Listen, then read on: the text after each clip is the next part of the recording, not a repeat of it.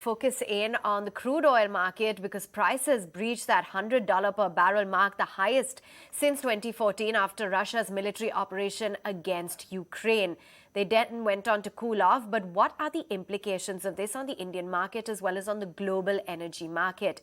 Miswin Mahesh, independent energy and carbon market strategist, and Giovanni Staunovo, commodity analyst at UBS Chief Investment Office, now joins in on the show. Good to have you both on board. Many thanks for taking time out and joining in. Giovanni, just want to begin with you. This invasion of Russia on Ukraine, it's definitely going to have far-reaching implications for the energy market. That's given that Moscow has the role as the world's second largest producer of natural gas and one of the world's largest oil-producing nations. Walk us through what it means to see oil at $100 a barrel. First of all, we need to take a step back. What we have seen since 2014 is a massive drop in investment activity. Due to an undersupplied oil market, we have low inventories. We have still recovering oil demand, and potentially we hit a new record high. And in this context, what we also have is OPEC Plus unwinding the production cut and their spare capacity falling to extreme low level in the second half of the year. This makes the oil market very sensitive to any supply disruptions. Okay, fair enough. Miswin, let's talk about the overall India impact because it's definitely going to play a huge role for the Indian markets. Give us a sense as to how worried one should be when it comes to the rising crude oil prices in the India context, given our import position. Yeah, and I very much want to link with what Giovanni mentioned earlier, right? This issue today of a high oil price is to do with two things, right? One being a short-sighted monetary policy error and a long-sighted energy policy error. What do I mean by that very quickly before we get into the implications in the Indian market is we've had a paper economy being built as a result of QE and central bank balance sheet expansion that has created a situation, as Giovanni has been mentioning, right? Since 2004, we've smoothened out commodity cycles because that asset-led expansion has given purchasing power to quite a few people, whereas the real asset, which is commodities, has really not been expanding at the same rate, right? So that's one issue. And as much as geopolitical tensions, et cetera, are driving a premium linked with the spare capacity, the core of the issue is the fact that the monetary policy expansion has come and led to this issue. The second policy error is the fact that you have long-term sightedness because of ESG, et cetera. Those investments into fossil fuels have actually not sort of materialized as much as they tried controlling the long-term narrative of hydrogen and renewables, et cetera. So that's the confluence we're seeing today at $100 a barrel. That natural tightness. Ukraine is being now called out as a scapegoat, in my view. You can see the premium for geopolitics ebb and flow, but the core issue is this. Now, linking to your question, what does it mean for the Indian market? Well, we have a massive inflation issue, right?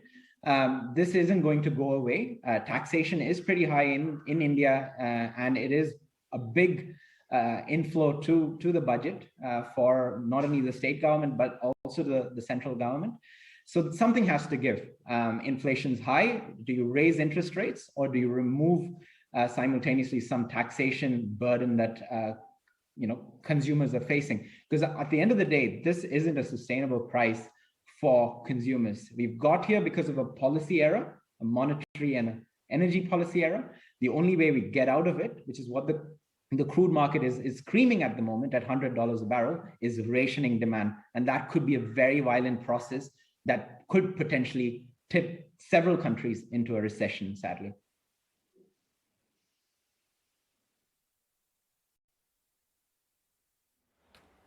Sure.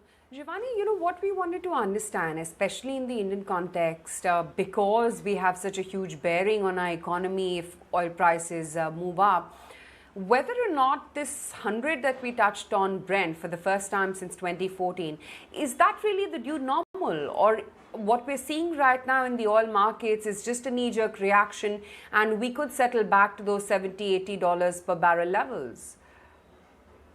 As Ms. already mentioned, essentially the system is very tight. and with missing spare capacity, the price needs to rebalance the oil market.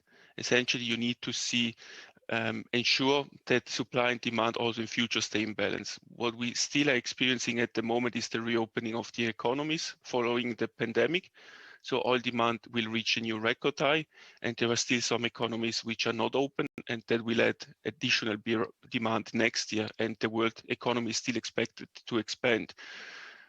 There is also a lower desire out of the shale industry to go back to the old mantra to drill as much as they can to generate production growth.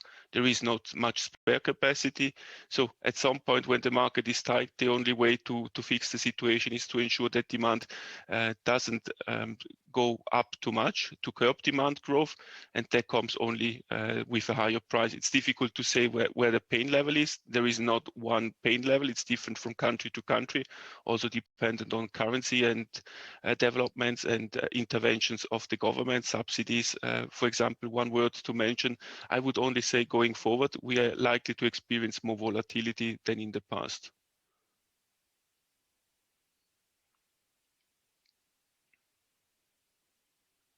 And Miswin, that is going to surely have a huge bearing. Up until now, the last leg of escalation in oil prices hasn't been passed on to consumers. But once the Uttar Pradesh elections are done with, which is beginning next month itself on the 10th, one will see the government pass on, the uptick in crude prices on to consumers. And the inflationary bearing, that's going to pinch real hard, be it India Inc. or, the Aam Aadmi out there. Absolutely. And this is where that core point we mentioned earlier, right? The monetary policy excess, the fact that you've built a paper economy with debt and asset prices that have inflated is now coming back to hurt us, right? Because the real economy, commodities, is now telling us you cannot sustain that level of consumption that Giovanni mentioned, which is very strong, which has been partly fueled by that monetary policy excess. So right now, the commodity markets, what is the price telling us, right? Is $100 a barrel the price in a long term that's needed for bringing online new supplies to the market? No. You can bring on online supplies at $69, $68 a barrel. What the price is telling us today is we want to ration demand off.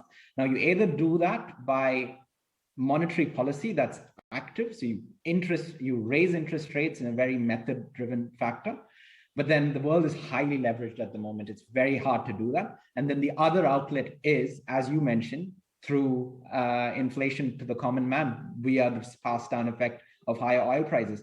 So I think it's that tension that policymakers now have to face because of those wrong policy developments that they've done in the US, in Europe, in Japan, in Korea, etc.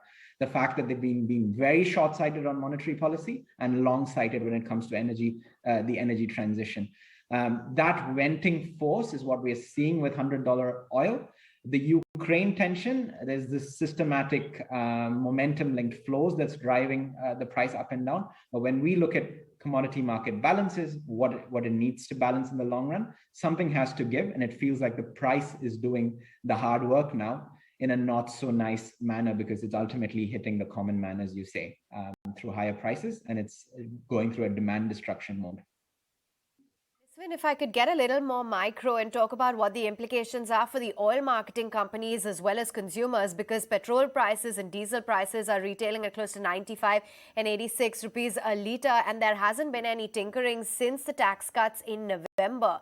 So with this massive fluctuation in crude oil prices, what do you think should be the next step that should be adopted in terms of price revisions and the implications on the end consumer? Is that for myself or Giovanni? Happy to answer either way. Go, Miswin. Okay. So I think with oil marketing companies, if you look at what their hedge ratios are today, and the fact that some of them must be sitting on an inventory position which is very favorable because they would have bought the crude and stored it in inventory in the Q4 period, that's certainly a positive. But if you look at it from a longer term, you've got the policy pressure to maintain prices at current levels. Once this election is now over, you'll start to see the Indian retail market reflect the price of Brent. I think they're in a tough spot. Because they will firsthand see demand destruction.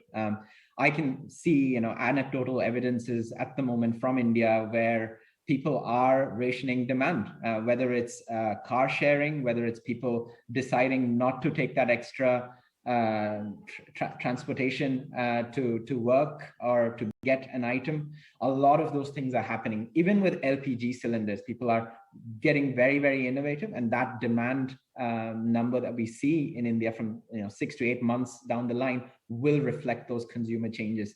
As you know, India is a very, very price sensitive market, and they're also very creative at rationing demand if that's required. So I think with OMCs, margin pressure and demand pressure. Giovanni, what about the overall implications in terms of the inflationary impact, given that we import over 80% of the oil requirement? Give us a sense as to how you see the impact on the overall current account deficit as well back home. Obviously, demand is still increasing, so imports are still expected to stay elevated, and with higher prices, it will only increase the burden from a fiscal and trade balance perspective. The only way to mitigate a little bit the risk is to look at taxes, but that comes with negative repercussion on the fiscal budget side, and there is not really much governments can do, particularly if a country is still oil dependent and needs to import its crude. Obviously, from a long-term perspective, and that's my understanding, what also the Indian government tries to achieve is to build strategic oil reserve and to mitigate this by having some reserves to walk through periods with elevated fluctuation in prices. All right, we'll let you go on that note. It's been an interesting discussion, Miswin, as well as Giovanni. Thanks very much for joining in and discussing the all-round impact of crude oil on the rest of the globe for the Indian macroeconomic picture, as well as when it comes to gas prices. Time for a quick break right here on the show, but do stay with us because on the other side, we'll analyze what it means for the broader markets, which are seeing volatility. And we've got you some of the biggest and best market veterans decoding the market fall. That and lots more when we return.